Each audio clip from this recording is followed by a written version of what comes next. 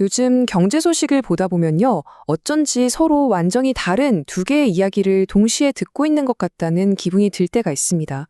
한쪽에서는 정말 희망에 가득 찬 미래를 이야기하는데 다른 한쪽에서는 바로 그 이야기 때문에 곧 큰 위기가 올지도 모른다고 경고를 하죠. 어제까지만 해도 모두가 열광하고 환호하던 어떤 소식이 바로 오늘 아침에는 가장 위험한 신호처럼 보이기도 합니다. 아마 최근에 이런 경험 다들 한 번쯤은 해보셨을 거예요.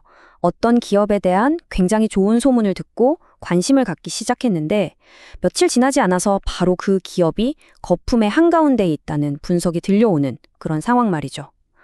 긍정적인 전망과 비관적인 예측 사이에서 우리는 종종 어느 쪽 말을 믿어야 할지 혼란스러워지곤 합니다. 오늘 우리가 함께 들여다볼 이야기는요, 바로 이런 혼란스러운 감정 그 자체를 꼭 닮아 있습니다. 그리고 이 양면적인 감정, 이 혼란스러움을 최근 가장 극적으로 보여주는 회사가 하나 있습니다. 바로 오라클입니다. 실리콘밸리의 살아있는 역사라고도 불리고 지금 가장 뜨거운 인공지능 전쟁에 바로 그 중심에 서 있는 거인이죠. 최근 몇 달 동안 이 오라클을 둘러싼 이야기들은 정말 한편의 영화처럼 극적인 반전을 계속해서 보여주고 있습니다. 사실 올해 초만 해도 오라클을 둘러싼 분위기는 더할 나위 없이 좋았습니다. 세상의 모든 스포트라이트가 오라클을 향해 쏟아지는 것 같았죠. 특히 오픈 AI, 그리고 소프트뱅크와 함께 인류 역사상 가장 거대한 AI 인프라 프로젝트로 불리는 스타게이트의 핵심 파트너로 이름이 오르내리면서 시장의 기대감은 그야말로 최고조에 달했습니다.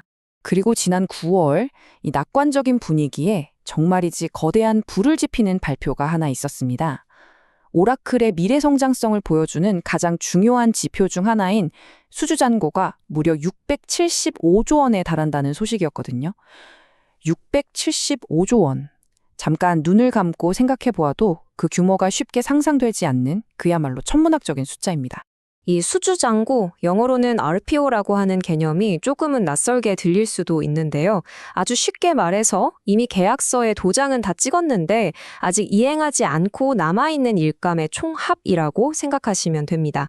다시 말해서 이건 미래의 오라클의 매출로 거의 확실하게 기록될 금액이라는 뜻이죠.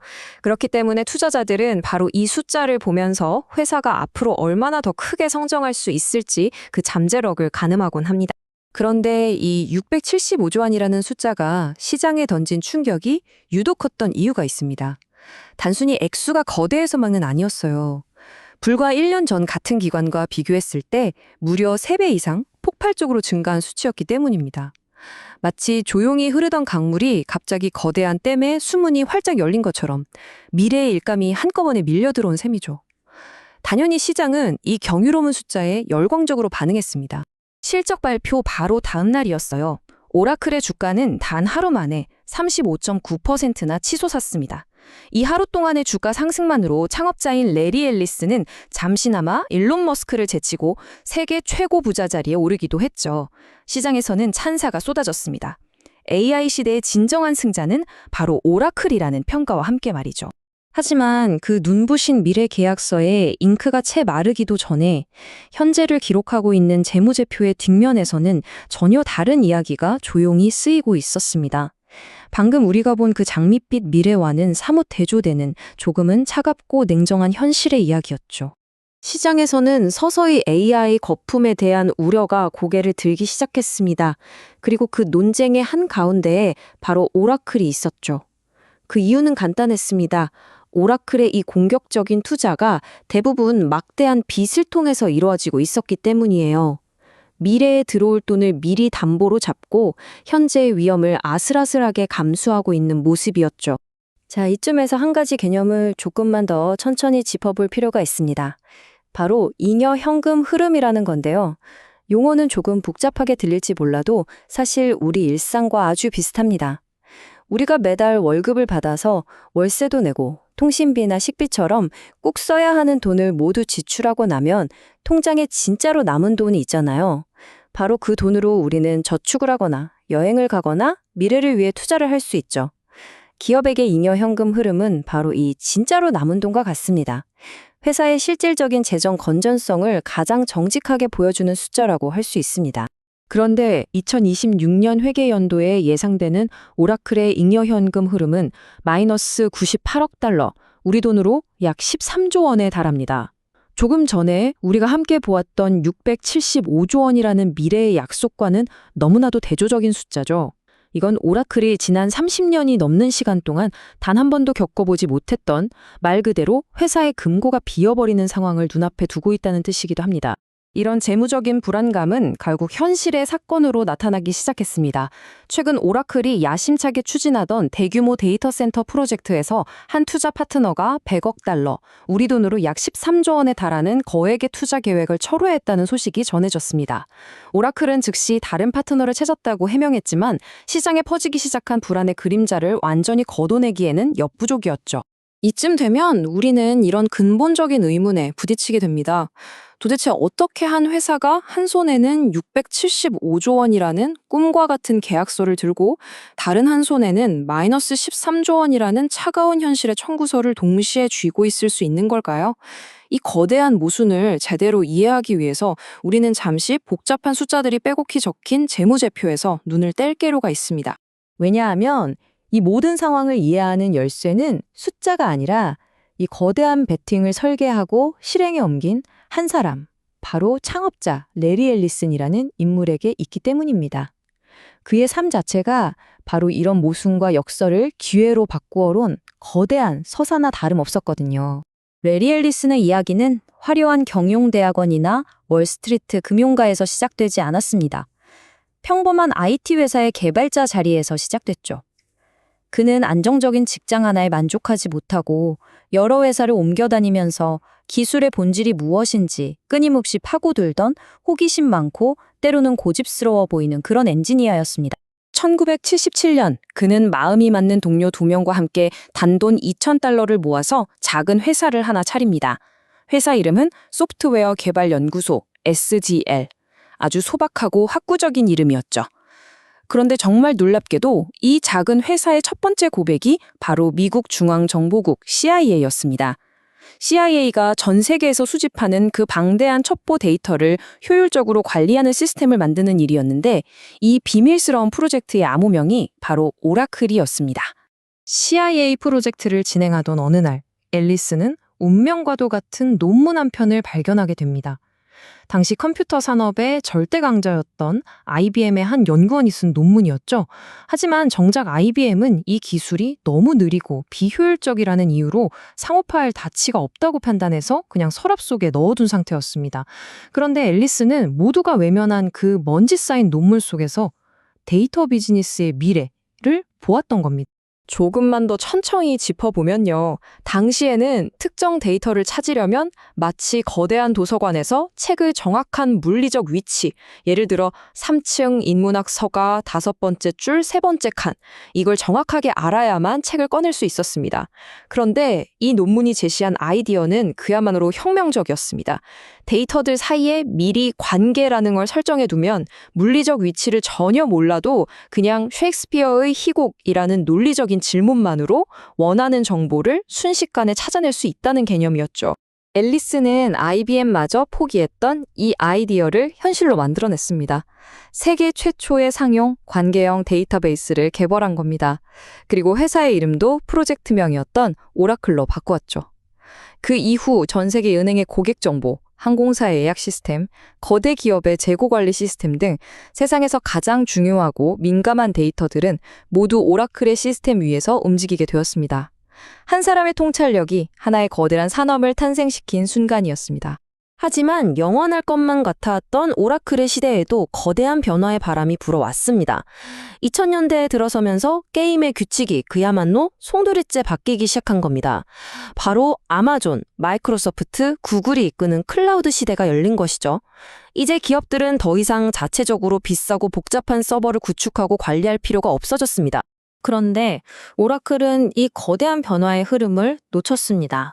클라우드 시장에 뒤늦게 뛰어들었을 때 이미 시장은 아마존, 마이크로소프트, 구글이라는 3대 거인이 단단히 장악한 뒤였죠. 보시는 것처럼 오라클의 점유율은 고작 3%에 불과했습니다. 많은 사람들이 이제 오라클의 시대는 끝났다고 말했습니다. 그렇다면 여기서 또 하나의 질문이 생깁니다. 클라우드 시장에서는 한참 뒤처진 후발주자였던 오라클이 어떻게 불과 몇 년 만에 다시 AI 시대의 가장 중요한 핵심 플레이어 중 하나로 떠오를 수 있었을까요? 바로 이 지점에서 레리 앨리슨의 남다른 승부사적 기질이 다시 한번 발휘됩니다. 그는 자신보다 훨씬 앞서 나간 거인들과 정면으로 싸우는 어리석은 선택을 하는 대신 오히려 그들의 어깨 위로 올라서는 정말 누구도 예상치 못한 전략을 선택했습니다. 흔히 말하는 적과의 동침이자 자존심보다는 실리를 택하는 아주 유연하고 실용적인 방식이었죠. 2019년 마이크로소프트를 시작으로 구글, 그리고 가장 강력한 경쟁자였던 아마존과도 차례로 손을 잡았습니다. 이게 무슨 말이냐면요. 경쟁사의 클라우드 데이터 센터 안에 아예 오라클의 고성능 하드웨어를 직접 설치해버린 겁니다. 이를 통해서 고객들이 어떤 회사의 클라우드를 사용하던 그 안에서 가장 빠르고 안정적으로 오라클의 데이터베이스를 사용할 수 있게 만든 것이죠. 이건 경쟁자도, 오라클도, 그리고 고객도 모두가 이기는 윈윈윈 전략이었습니다. 남들이 불가능하다고 생각했던 아이디어에서 미래를 보고 거대한 경쟁자와 싸우는 대신 과감하게 손을 잡는 이 대담하고 직관에 반하는 움직임. 이러한 레리 앨리슨의 성공 방식은 오늘날 오라클이 벌이고 있는 거대한 AI 도박과 정확히 그 결을 합치합니다. 이건 위기 상황에서 당황해서 느린 결정이 아니라 그의 오랜 성공 방식의 연장선상에 있는 셈이죠. 자, 이제 다시 현재 이야기로 돌아와 보겠습니다. 오라클이 손에 쥔 675조 원이라는 그 눈부신 미래. 이 엄청난 계약의 상당 부분은 단 하나의 핵심 파트너, 바로 챗GPT를 만든 오픈 AI와의 약속에 크게 기대고 있습니다. 하지만 오픈 AI 역시 만만치 않은 도전에 직면해 있습니다. 무서운 속도로 추격해오는 구글의 공세와 계속되는 내부적인 성장통으로 인해서 오픈 AI 스스로도 위기 경보를 울리고 있을 정도죠. 만약 오픈 AI의 프로젝트가 계획대로 진행되지 않거나 자금 조달에 실패한다면 그들의 운명에 자신의 미래를 건 오라클의 운명 또한 함께 흔들릴 수밖에 없는 그런 구조입니다. 실제로 일부 언론에서는 오픈 AI의 핵심 데이터 센터 완공 시점이 당초 계획이었던 2027년에서 2028년으로 이미 1년 연기되었다는 보도가 나오고 있습니다. 만약 이 거대한 프로젝트가 계속해서 차질을 빚게 된다면 오라클에게는 막대한 빚으로 지은 텅 빈 데이터 센터와 매달 갚아야 할 이자 청구서만 남게 될지도 모르는 아주 위험한 상황인 거죠. 이렇게 우리는 다시 처음의 질문으로 돌아왔습니다. 한 손에는 새로운 시대를 열 것이라는 거대한 약속을, 다른 한 손에는 텅 빈 내일이 될지도 모를 막대한 위험을 동시에 쥐고 있는 오라클. 이제 우리는 이 기묘한 모순이 어디에서 비롯되었는지 어렴풋이 알게 되었습니다. 이것은 한 남자가 평생에 걸쳐 보여준 높은 위험을 기꺼이 감수하며 더 큰 기회를 잡아온 삶의 방식 그 자체인 셈입니다. 실리콘밸리의 또 다른 2단어로 불리는 일론 머스크는 레리 앨리슨을 천재라고 부릅니다. 실제로 앨리슨은 머스크가 테슬라 때문에 가장 힘들었던 시기에 그의 든든한 지지자이자 투자자가 되어주면서 깊은 신뢰 관계를 쌓아왔죠. 어쩌면 세상을 바꾸려는 두 명의 거인이 서로의 그 대담함 속에서 깊은 동질감을 느꼈던 것일지도 모르겠습니다. 이제 80세를 넘긴 노년의 엔지니어. 그는 자신의 화려했던 경력에서, 그리고 어쩌면 자신의 인생에서 가장 크고 마지막이 될지도 모를 베팅의 테이블에 앉아 있습니다. 젊은 시절 모두가 무시했던 낡은 논문 한 편에서 데이터베이스의 미래를 보았던 것처럼 지금 그는 막대한 빚더미와 비관적인 재무제표 너머에서 AI가 만들어낼 새로운 세상의 청사진을 보고 있는 것입니다. 인공지능이라는 거대한 파도가 세상의 모든 것을 바꾸고 있는 바로 지금, 실리콘밸리의 한 거인이 역사에 남길 마지막 유산은 과연 이 한 번의 승부수로 결정될까요? 그의 배팅이 또 한 번의 신화가 될지 아니면 무모한 도전으로 기록될지는 아직 아무도 알 수 없습니다. 이 거대한 흐름을 지켜보면서 우리 시대의 혁신과 위험, 그리고 유산의 의미에 대해서 한 번쯤 조용히 생각해 볼 문제일지도 모르겠습니다.